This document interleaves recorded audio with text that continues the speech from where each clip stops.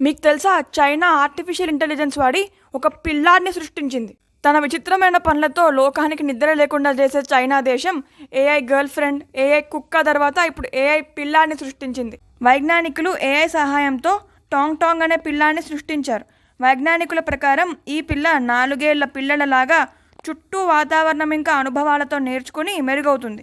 ఒక మనిషి ఫీల్ అయ్యే భావాలది ఫీల్ అవ్వగలదు, ఇంకా మన భావాల బట్టి కూడా దాని మూడు మార్చుకోగలదు. సొంత తెలివితో సంగీతం చేయగలదు, బొమ్మలు గీయగలదు, ఆలోచించగలదు. మానవ పిల్లల బుర్రలోని న్యూరల్ నెట్వర్క్ అంటే నాడి నెట్వర్క్ ఎలా తయారై ఉంటుందో ఏఐ వాడి ఈ పిల్లని కూడా అలానే తయారు చేశారు. కానీ ఒక బాధాకరమైన విషయం ఏంటంటే ఈ పిల్ల వర్చువల్ కాబట్టి స్క్రీన్ లోపల లేదా హోలోగ్రామ్తో మాత్రమే మనం చూడగలము. రోబో సినిమాలో చిట్టీలాగా టాంగ్ టాంగ్ని కూడా ఆ చెడు కార్యాలకి వాడచ్చు అని ఎంతోమంది చెప్తున్నారు.